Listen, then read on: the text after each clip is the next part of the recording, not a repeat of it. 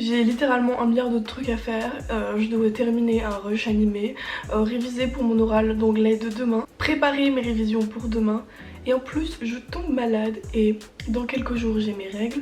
Mais je tourne une vidéo FAQ. Bon, du coup je vais prendre mon goûter en même temps, hein. Du pain et du miel. Parce que le miel c'est bon. Je sais pas.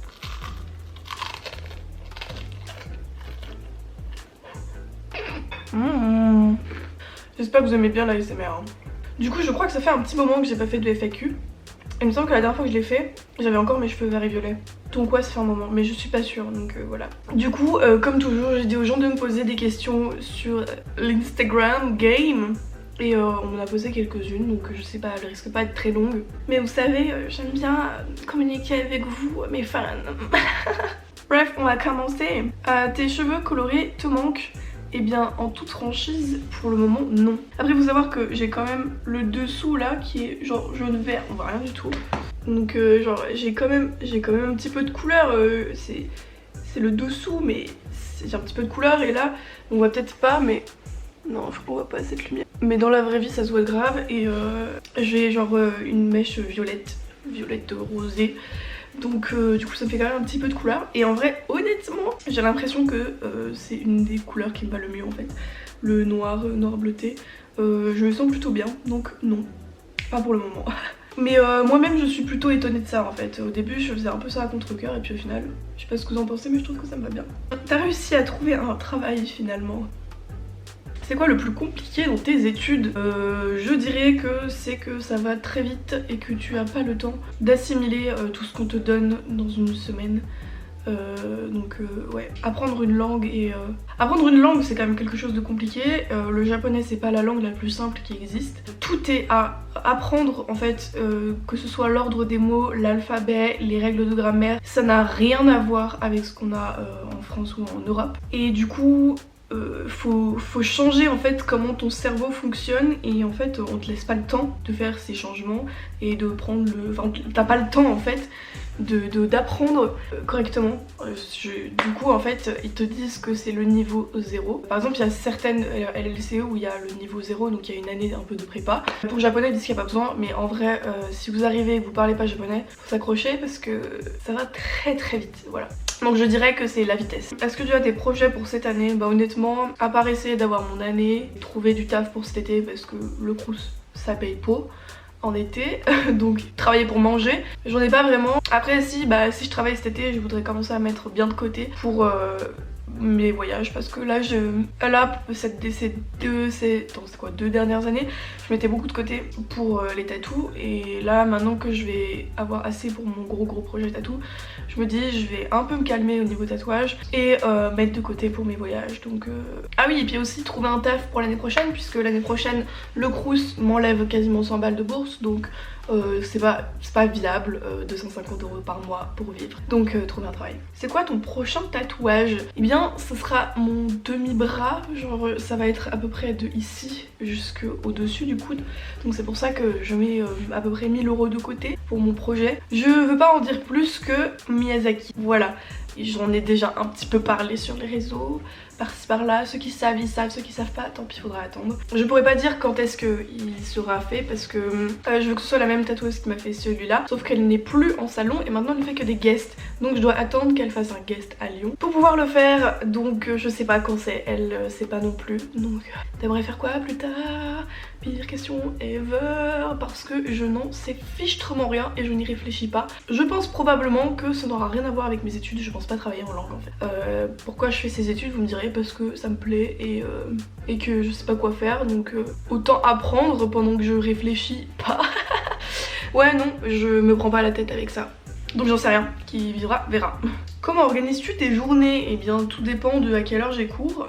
Quand je fais du 8h-18h, c'est-à-dire juste le lundi, je vais en cours. Et pendant mes heures de trou, je vais réviser à la BU au bistrot universitaire. Sinon la plupart du temps, en fait j'ai très peu d'heures de cours, j'ai genre 12h30 de cours par semaine. Donc la plupart du temps j'essaye d'aller à la fac un peu plus tôt pour travailler. Ou alors je travaille chez moi, ou alors des fois je branle rien la matinée et puis après je vais en cours et je reste un peu pour travailler. Tout dépend en fait de combien d'heures de cours j'ai.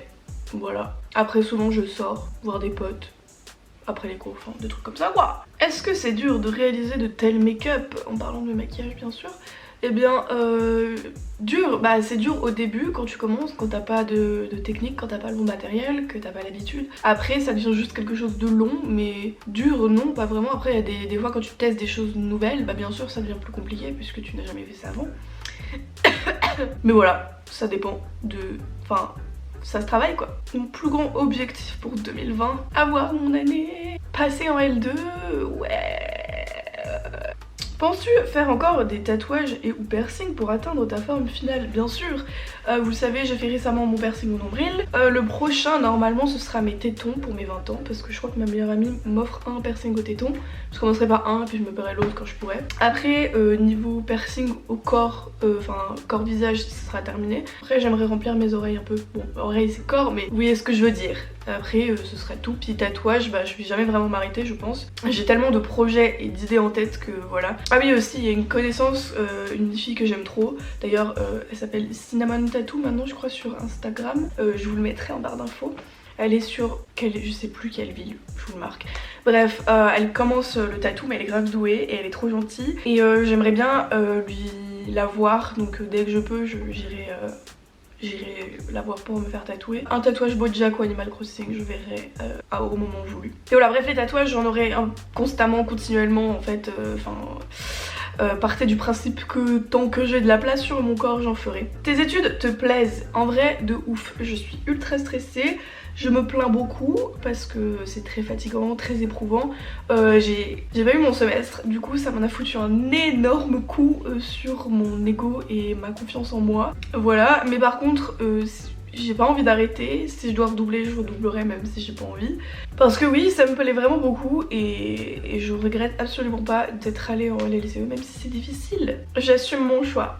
As-tu envisagé de tester un style vestimentaire totalement différent? C'est compliqué parce que j'estime que j'ai pas vraiment de style vestimentaire en particulier. Donc je sais pas, je prends ce que j'ai envie de prendre. Après j'aimerais trop m'acheter un jour une robe gothique Lolita pour me faire du Lolita. Mais en soi gothique Lolita ça reste dans les trucs un peu dark et tout. Donc c'est un peu mon style en règle générale. Donc voilà, je me pose pas vraiment la question parce que j'achète juste ce que j'ai envie d'acheter. Conseil pour pécho son crush inaccessible. Alors moi je suis peut-être la pire pour donner ce genre de conseils parce que si pour moi mon crush est inaccessible, je me casse et je crocherai plus dessus parce que moi j'aime pas devoir courir après les gens. Après si toi juste tu penses qu'il est inaccessible parce que t'as pas essayé, just try, you know. Essaye de te rapprocher, de voir comment il réagit et voilà quoi. Après si tu vois qu'il est pas du tout réceptif, bah change de crush. Tu mets des faux cils, oui, mais pas tous les jours parce que j'ai les yeux très fatigués très rapidement. Et en fait ça me ferait juste des migraines et je verrais plus rien et tout. Donc je peux pas en mettre tous les jours. Quand je fais des gros make-up et tout et que genre je vais pas en cours, généralement j'en mets. Ça m'est déjà arrivé quelques fois d'en mettre en cours mais voilà. Bref on s'en fout. Mais ouais j'en mets de temps en temps. Tu as combien de palettes de maquillage et quelle est ta préférée? Alors j'ai la Jawbreaker, la Alien de NYX. J'en ai 6 plus une de contouring et ma préférée c'est la Jawbreaker de Jeffree Star. Merci Rachel. Bon bah voilà c'est fini hein. Bon bah du coup c'est tout pour cette vidéo, ce sera très court mais voilà.